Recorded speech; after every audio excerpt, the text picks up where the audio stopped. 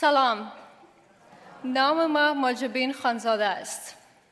Hello everyone, my name is Mahjabin Khanzada.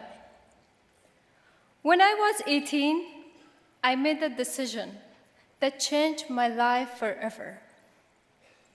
I took a job as an interpreter at the US Embassy in Kabul, a choice my family strongly opposed. In our culture, women working with men, especially foreigners, is frowned upon. But I pleaded, let me try for 1 week, and if it's not good, I will resign. Working for the Americans came with both danger and promise.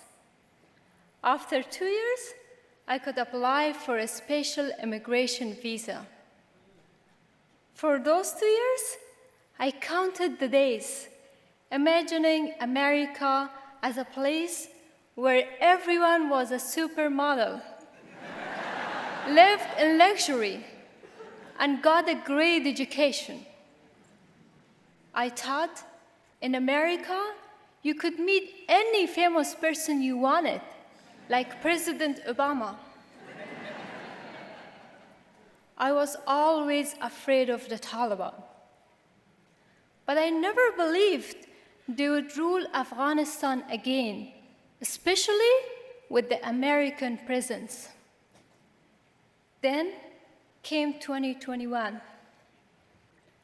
As the Taliban took province after province, my supervisor advised me to take an emergency evacuation flight. I was told the withdrawal would be slow, and my family would soon join me. I came to the US on August 9th. 6 days later, on August 15, 2021, the Taliban controlled all of Afghanistan. The next day, Taliban fighters raided every home in our neighborhood, including my family's. My sisters were terrified as gunmen with wild hair and disheveled clothes burst in, driving federal police vehicles they had seized. I begged my family to get to the airport. Thousands were rushing there. Gunshots rang through the air. After a harrowing night and day, my sisters reached to the airport. A gatekeeper pulled them inside. But my parents weren't so lucky. They didn't make it to the airport before the final flight left. They remained in Kabul in hiding because of my work for the Americans. This haunts me every day, and I'm doing everything I can to get them out.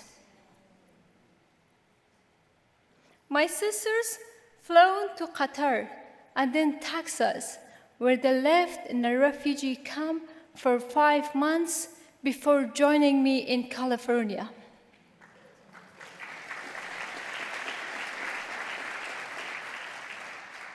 The IRC provided me service for 3 months, a time filled with chaos and heartbreak as I watched the devastation unfold from afar. With 1 week of support remaining and my sisters arriving, I was placed in an Airbnb with a woman named Emily. What happened next changed everything. Emily heard our story and took us in.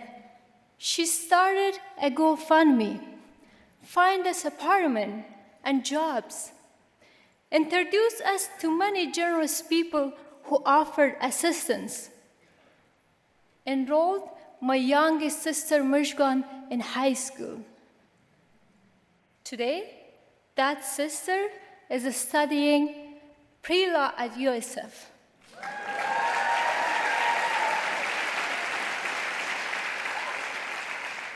And I'm standing before you because of her, my American mom.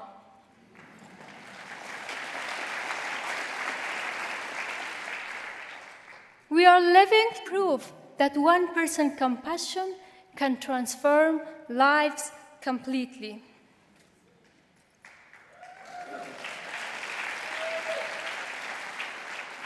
Determined to pay it forward, I volunteered as a translator for newly arrived Afghans.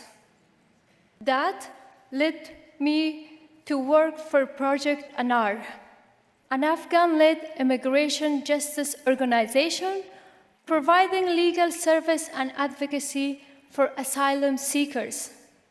Most of our funding came from the Biden administration to support and resettle refugees. But now that funding has been cut. April will be my last day with Project Anar. Its future is uncertain, as is the fate of thousands of Afghan refugees promised asylum. Most of us never wanted to leave our home. We had family, community, a culture we love.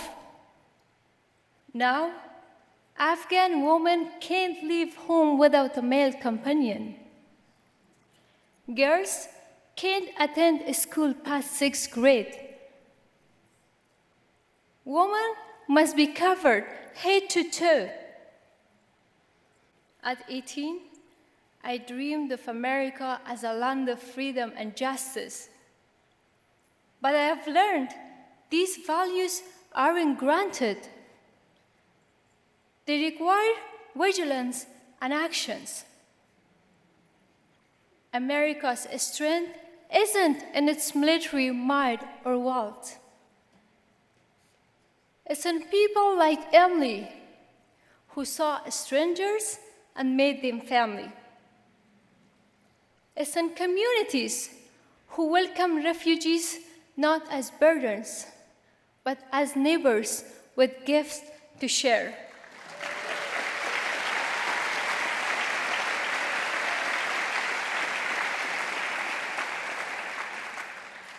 I stand before you not just a survivor, but as someone transformed by both tragedy and compassion. The Taliban can control the territory, but they cannot control the human spirit's longing for freedom.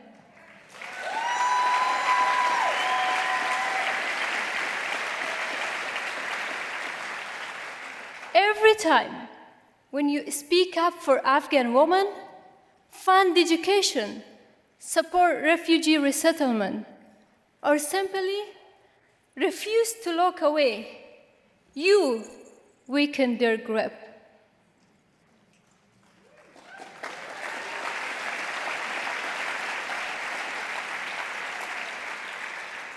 The future of Afghan women will be written by those who refuse to abandon them.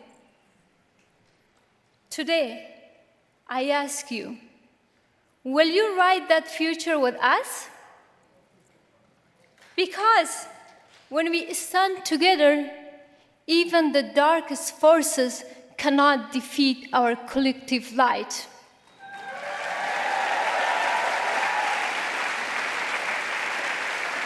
Thank you.